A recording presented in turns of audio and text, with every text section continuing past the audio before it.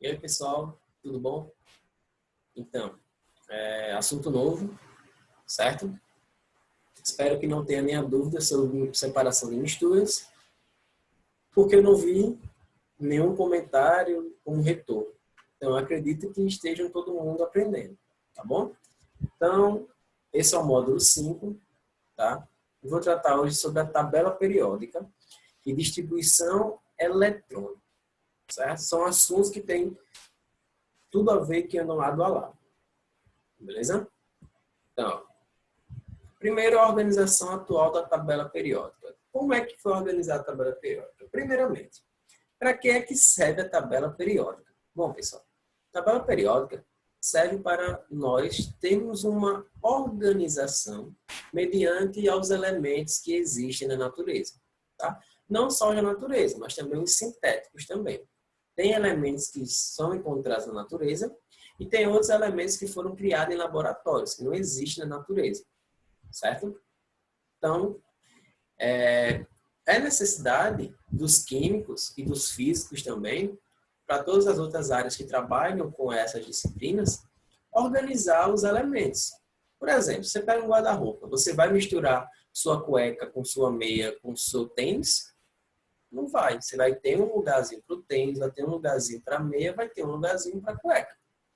Então, como na vida tudo tem que ter uma organização, a tabela periódica, ela é nesse sentido. Ela vai nos dar uma organização sobre os elementos químicos.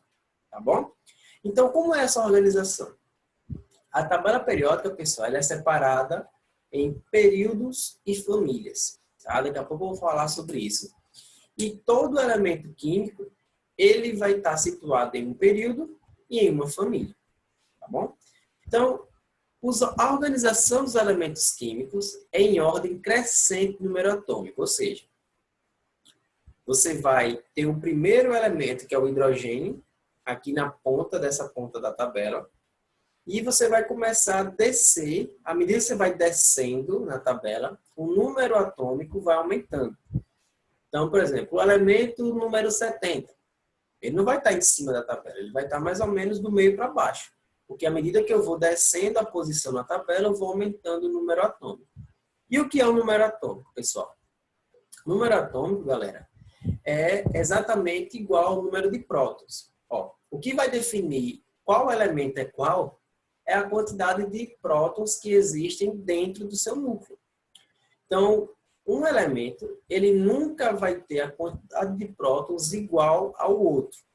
Por exemplo, a não ser que eles sejam isótopos, mas se for isótopo, falando do mesmo elemento. Falando um elemento A e um elemento B, eles nunca vão possuir o mesmo número atômico, ou seja, eles nunca vão ter o mesmo número de prótons. Ou seja, eu mudo o número de prótons, eu estou mudando completamente o elemento em questão. Tá?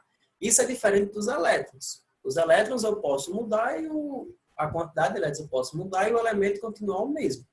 Agora, eu mudo o número de prótons, eu mudo totalmente o elemento.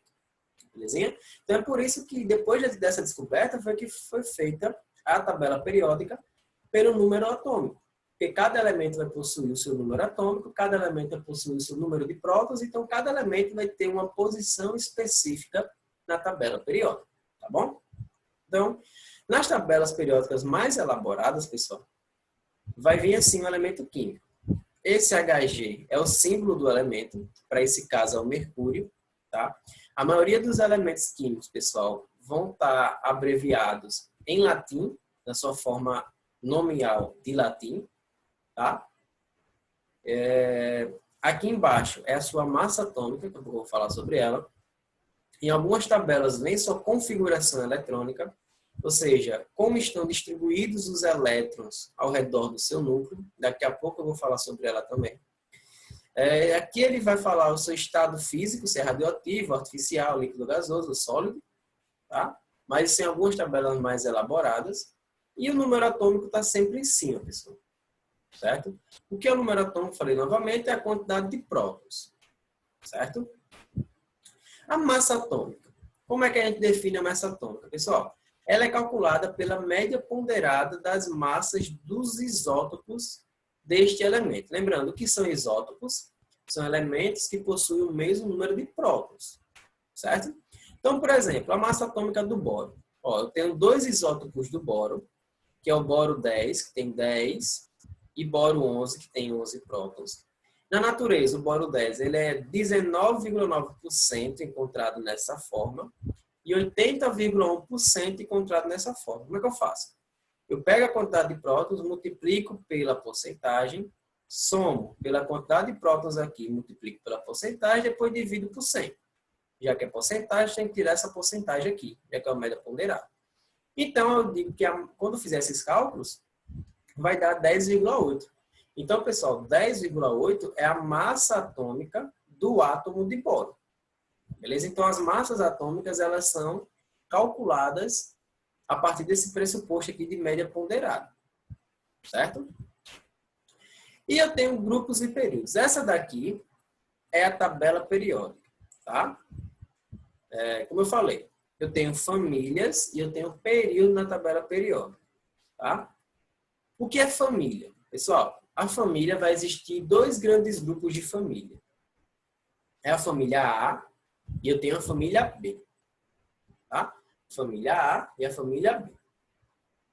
Esses daqui, esses 2, e daqui para cá, todos esses daqui,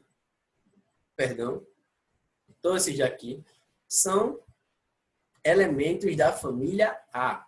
É um grande grupo que engloba essas 2 primeiras colunas e dessa daqui até a final. Então, todos esses elementos daqui pertencem a uma grande família, que é a família dos elementos A.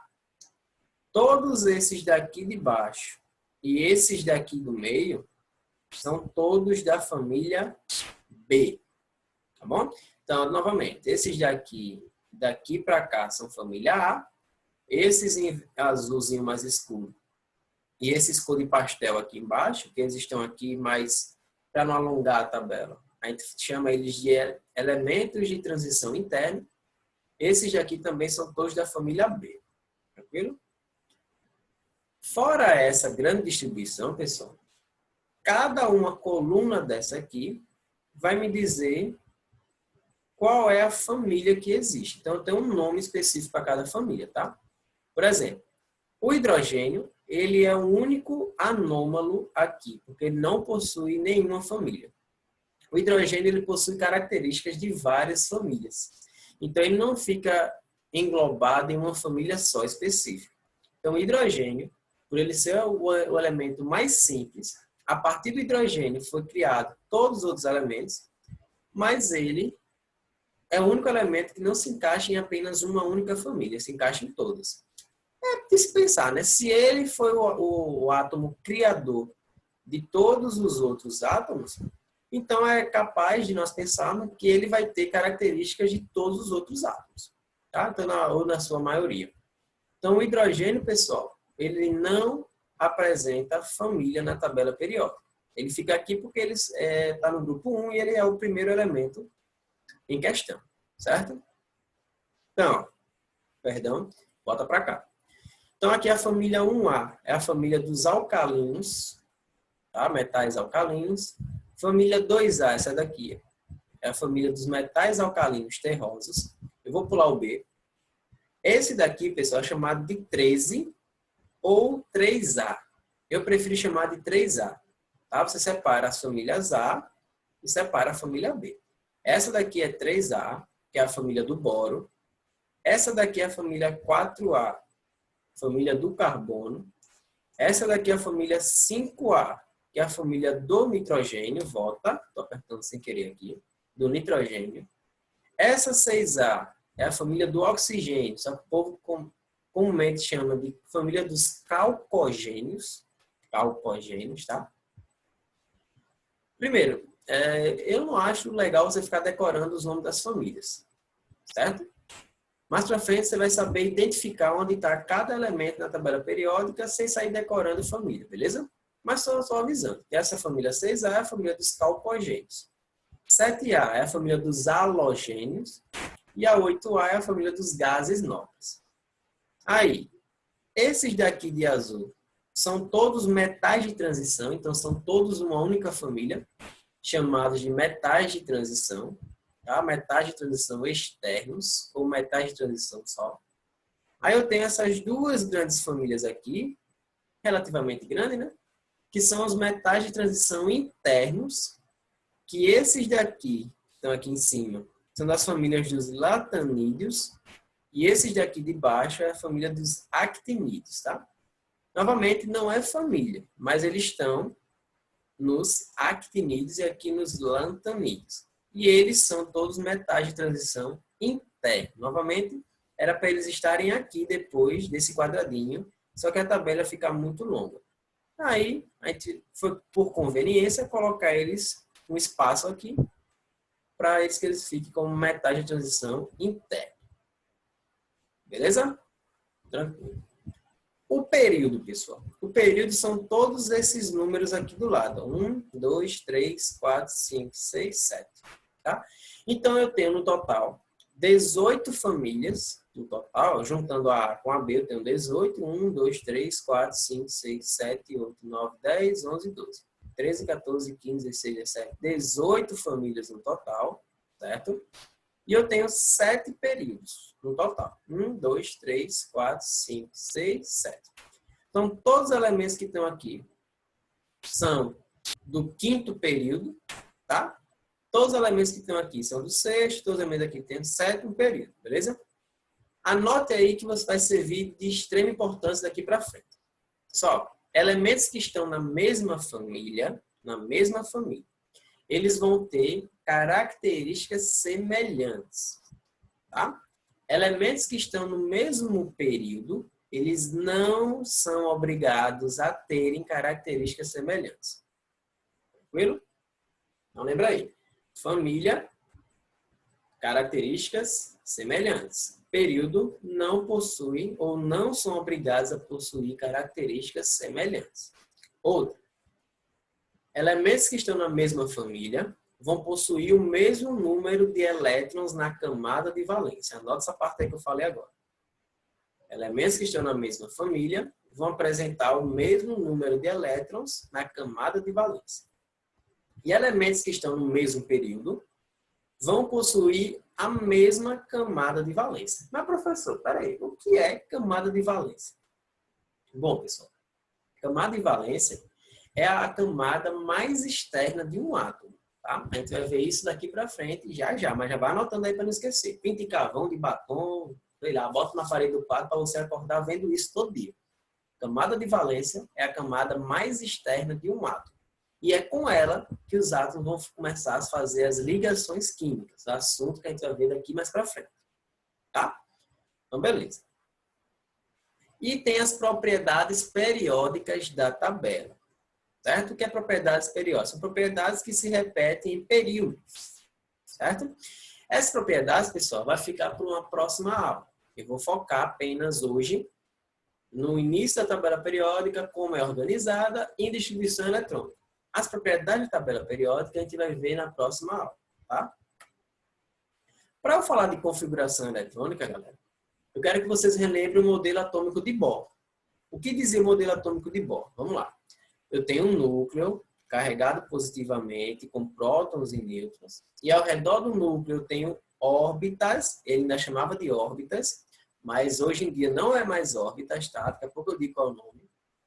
São órbitas circulares, onde os elétrons giravam com energia constante ao redor do núcleo devido à atração eletrostática, porque o elétron tem carga negativa e o núcleo tem carga positiva, então cargas opostas se atraem.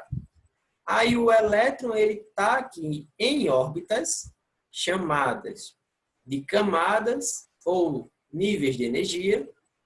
As camadas vão possuir numeração K, L, M, N, O, P, Q. Ó, o que eu falei. K, L, M, N, O, P, Q. São 7 camadas. Ora, são 7 períodos. Então, cada camada desse é um período, pessoal. Camada 1, camada K, é o período 1. Camada L, é o período 2. Calma que a gente vai ver isso mais pra frente, beleza? Eu estou relembrando. Então, ó, E uma coisa importante no modelo de Bohr, pessoal, é o seguinte. O elétron, agora é descoberto, que ele pode absorver energia, ou seja, ele pode ser excitado através de corrente elétrica, de calor, através de calor, e ele vai absorver energia. O que acontece? Esse elétron ele vai passar de uma camada mais interna para uma camada mais externa. Só que esse elétron tem que retornar para a camada de origem. Ele estava aqui na terceira camada e ele recebeu energia, ele foi para a quarta, para a quinta. Só que quando ele recebe essa energia e vai, ele tem que voltar porque ele não pertence a essa camada. Então ele volta para a camada de origem, só que a energia que ele ganhou para ir, ele tem que perder para ele poder voltar.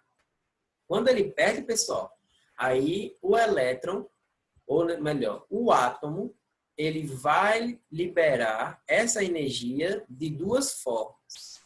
Ou ele libera na forma de calor, tá?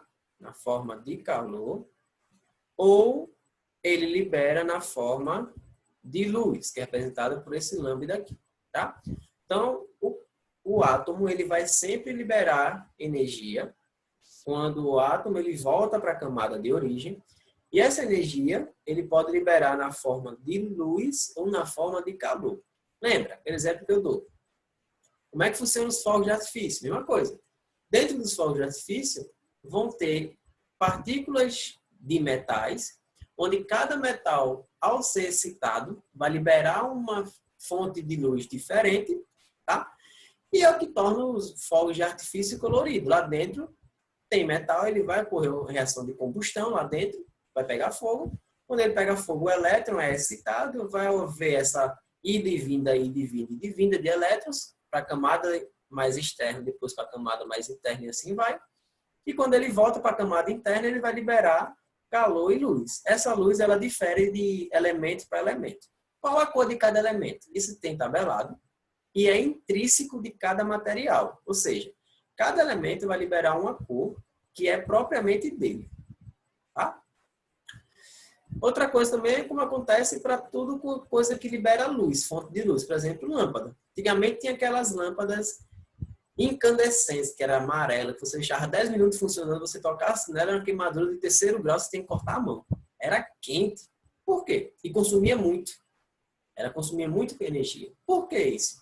Porque o material que era feito ela, ao ser excitada, ela liberava mais calor do que luz. Isso era intrínseco daquele material. Por isso que aquelas lâmpadas aqueciam demais e consumiam muito, porque era necessário fornecer muita energia para que ela pudesse liberar mais luz, a quantidade de luz desejada.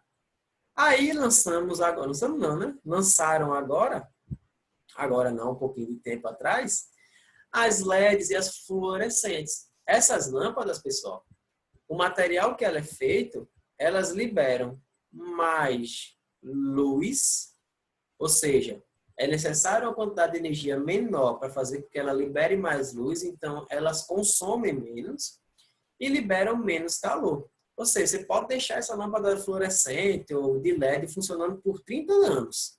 Tô brincando, tá? Mas funcionando aí por uns 2 horas, 3 horas, o dia todo se brincar, e ela não está nem morninha, tá fria. Porque ela libera pouco calor e mais luz com esse processo de excitação dos elétrons, tá? Então, por que eu quero que vocês lembrem disso daqui? Perdão. Porque daqui para frente, pessoal, vocês vão ter que lembrar que os elétrons, eles estão em camadas e dentro dessas camadas vou ter subníveis de energia, que eu vou entrar agora. O que são subníveis de energia? Depois desse modelo de Bohr, podemos quantificar, calculando, tá? Como estavam distribuídos os elétrons ao redor de um átomo. Será que estava tudo aglomerado num lugar só? Ou estava tudo em cima do outro? Como é que estava? Então, como o Bohr falou que possuía os níveis de energia, foi calculado a partir de elementos, a partir de átomos de elementos grandes, cheios de elétrons e de prótons, como é que eles estariam organizados.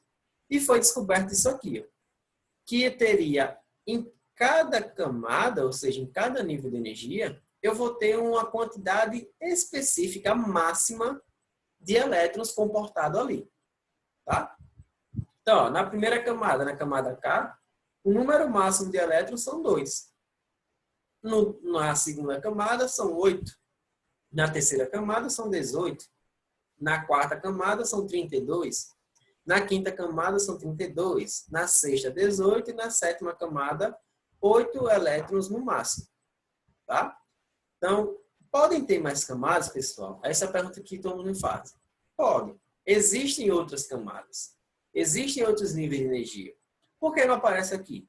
Porque não é conhecido átomos que possuem elétrons nessas quantidades de energia. Então, a quantidade máxima de elétrons que um átomo conhecido tem é essa daqui. A não ser que hoje é que 22 de abril de 2020. A não ser que depois dessa data algum cientista descubra outro elemento que possua outros elétrons em outras camadas, mais para frente. Ou mais para fora, não falar a verdade, né? Já que estou aumentando a distância do núcleo, então mais para fora do núcleo, tiver mais elétrons e aumentar essa quantidade. Mas até a data de hoje, 22 de 4 de 2020, a quantidade máxima é essa daqui. Tá bom? Então, eu tenho esses níveis de energia, que são as camadas onde estão os elétrons, tá?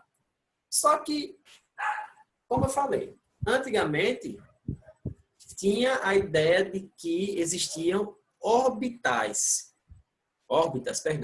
que existiam órbitas onde os elétrons estavam inseridos, mas não. Hoje, no modelo atômico atual, pessoal, teve contribuição de Albert Einstein, de Broglie, Heisenberg e Schweizer, que eles... Schrödinger. Eu não sei falar alemão. Então é Schrödinger, não sei. Esses 4 cientistas crânios da física que colocaram probabilidade com física quântica, tá? Na física quântica, foi descoberto que não dá para a gente identificar aonde o elétron está e o seu nível de energia com exatidão. Ou seja, ou você sabe um, ou você sabe o outro. Então, já que tem certeza, então é uma probabilidade, então foi notório mudar o nome órbitas por orbitais. E o que é um orbital? O orbital, pessoal, é a região no átomo onde é a maior probabilidade de se encontrar um elétron. É o que estou falando. É a maior probabilidade. A gente não consegue ver, a gente não consegue identificar com exatidão, porque tem o princípio da incerteza de Heisenberg, tá? Porque a gente não consegue identificar com exatidão onde ele está. Então tem que ser algo provável. Então, no orbital, é uma probabilidade maior de se encontrar um elétron. Tranquilo? E o conjunto de orbitais é que formam um subnível de energia. Então, lembra lá, nível de energia são as camadas. Dentro dessas camadas, eu vou ter os subníveis de energia, como fosse assim. As camadas são ruas. E dentro dessas ruas eu tenho casa. Quem são as casas? Os subníveis de energia. Então, na rua, é a camada. Dentro dessa camada, ou seja, dentro dessa rua, eu tenho os subníveis de energia, que são as casas. E onde é que os elétrons moram? Não são na rua. Eles moram dentro dessas casas, que são os orbitais ou subníveis de energia. Agora, convenhamos que uma casa comporta mais pessoas do que outras. A mesma coisa acontece aqui. Quanto maior o nível da casa, ou seja, quanto maior a casa for, mais pessoas ela comporta. Aqui vai ser a mesma coisa. Quanto maior o nível do subnível, tá? Quanto maior o nível dele, ou seja, quanto mais energético ele for, mais elétrons ele compactua dentro dele. Então, ó, o nível de energia maior, ele cresce do S até o F. Por quê? Porque o S só cabe 2 elétrons. Então, essa casinha aqui só comporta até 2 pessoas. Essa casinha P comporta até 6. A casinha D comporta até 10, tá? Não pode ser 11. Pode ser 5 aqui no D? Pode. Posso ter um D5. Mas o que eu não posso, obrigatoriamente, é você passar desses 10. Tá? Eu posso ter uma casa gigantesca, uma mansão que caberia 1 milhão de pessoas dentro dela, mas eu posso morar sozinho nela. Tá? Então, a quantidade aqui é que não pode extrapolar de 10. Nem do 2, nem do 6, nem de 14. Isso vai depender de cada casa, ou seja, de cada subnível. Tranquilo?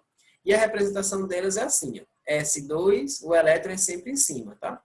P6, D10, F14. Tranquilo? Beleza.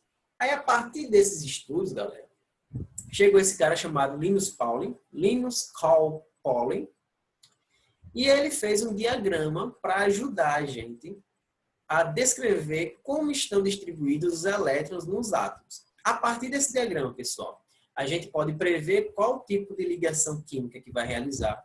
A gente pode identificar a posição exata de cada elemento na tabela periódica, tá? Dizer qual é a família, qual o período. Então, esse diagrama, galera, é para a gente saber mais sobre o átomo. Tranquilo? Como é que acontece? Vamos lá. Eu tenho as camadas, tá? K, L, M, N, O, P, Q, que são chamados níveis de energia, certo?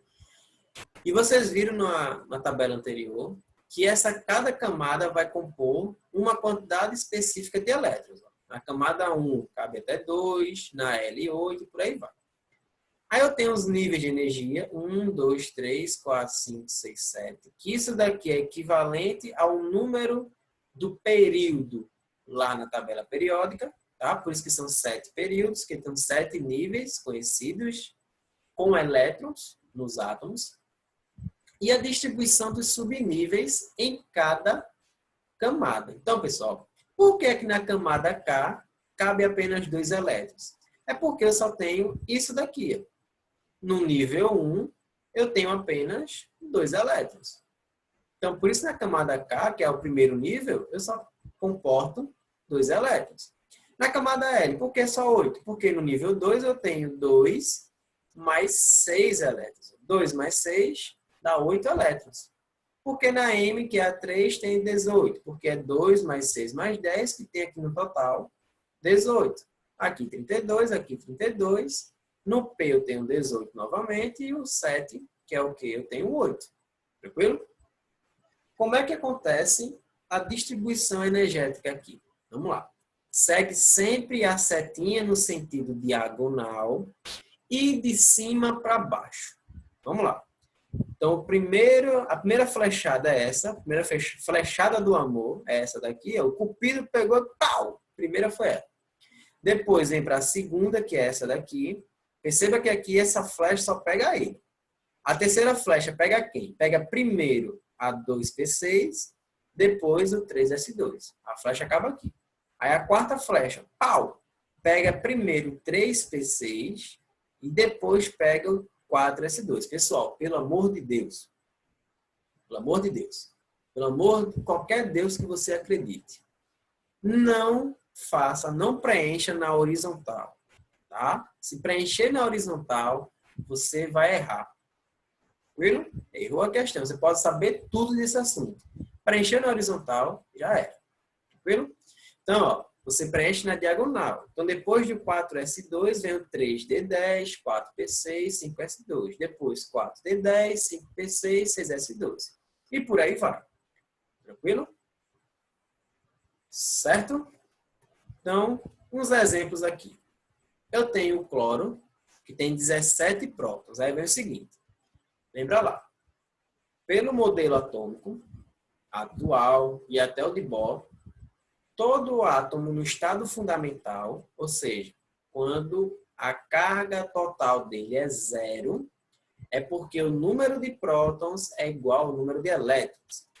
Para eu saber a distribuição eletrônica, ou seja, a distribuição dos elétrons, eu tenho que saber primordialmente o número de prótons de cada elemento. Então, ó, se o cloro tem 0 de carga, quer dizer que o número de prótons dele, que é 17, é igual ao número de elétrons. Aí você pega 17 e vai preencher isso aqui. Ó. Vamos lá. 1S2, já usei 2 elétrons. Então, eu vou escrever aqui. Ó, eu usei esse primeiro, né? Então, S2. Depois, ó, 2S2. Depois dele vem 2P6. Depois dele, 3S2. Aí eu já tenho 2, 4, 10, 12. Não é isso? Para 17, faltam 5. Aí depois de 3S2, vai para o 3P6. 3P. Se eu colocar 6 aqui, pessoal, eu vou ter 2, 8, 10, 16, 18 elétrons. Eu não tenho 18, só tenho 17. Então aqui eu não posso botar 6, eu vou botar 5.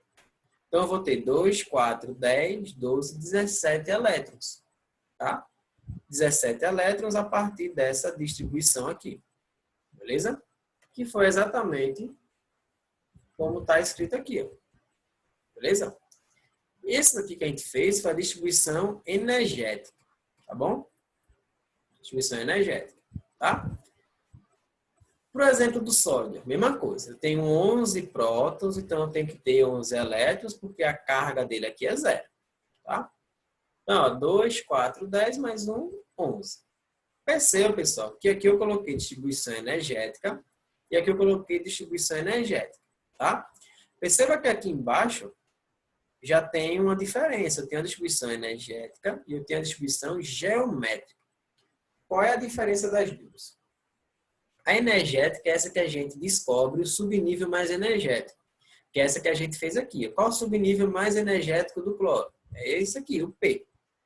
Qual é o subnível mais energético do sódio? É o S. Aqui, ó, 3S1. Subnível é só o S. Então, qual o subnível mais energético para o exemplo aqui do titânio? É o D, porque ele foi o último, então ele é mais energético. Perceba que a diferença é o seguinte. Eu tenho também a distribuição geométrica. A distribuição geométrica, pessoal, vai me dizer qual é a camada de valência deste átomo. Tá? O que é a camada de valência que eu falei lá no começo? Exato. É a camada mais externa do átomo. Ou seja, aqui é a camada K. Essa daqui é a 1. Essa 2 é a camada L. Essa 3 é a camada M. Qual é a camada mais distante do núcleo? Exato. A M. Então, essa daqui é a minha camada de valência. Tá? Camada de valência é a mais externa, como é a mesma do sódio. Aqui é a camada de valência para o sódio. Essa é a camada 1, essa é a camada 2 e essa é a camada M, que é a 3, que vai ser a camada de valência mais externa. Com a distribuição energética, eu vou estar dizendo que essa daqui é a minha camada de valência. Está errado. Tá? Então, não dá para eu dizer qual é a camada de valência usando a distribuição energética. Então, eu tenho que fazer a distribuição geométrica. Qual é? É a mesma coisa. A diferença é que eu vou deixar todo mundo organizado. Perceba que aqui eu tenho 2 do lado de 2 e eu tenho 3, 3, 4, 3. Na lógica, isso aqui está errado. Então, na geométrica, eu vou inverter o 3 com o 4 aqui e vai ficar desse jeito. Todo mundo que está na mesma camada, juntinho. Aí sim, eu posso chegar aqui e afirmar que a camada de valência para o titânio é a 4, que é a última, e essa daqui é a minha camada de valência. Com a camada de valência, eu posso saber a família e o período de cada elemento, ou seja, saber aonde esse elemento está situado na tabela periódica. Tá? Também posso saber qual é o tipo de ligação química que esse elemento vai fazer lá para frente quando se juntar com outro elemento. Tá? Mas isso daqui a gente não vai fazer agora. Tá? Só vou demonstrar como é que a gente encontra um elemento na tabela periódica a partir da camada de valência. Tá? Vou pegar o exemplo do cloro aqui. A camada de valência do cloro, pessoal, camada de valência do cloro, é 3S2, 3P5. Ixi, que 5 feio. Pronto, 5. Ora, a gente sabe que essa daqui é o nível 3. Não, nível 3? E o nível 3 é a mesma coisa que eu disser que ele está no terceiro período na tabela periódica. Tá? Terceiro período. Então, nível 3, ou seja, ele está na camada 3, então ele está no nível 3, está no nível 3, a mesma coisa é que ele está no terceiro período. E agora, para eu saber a família. Para eu saber a família, pessoal, eu somo a quantidade de elétrons na camada de valência. Eu tenho quantos elétrons total aqui? Eu tenho 2 daqui, e eu tenho 5 aqui. Ó.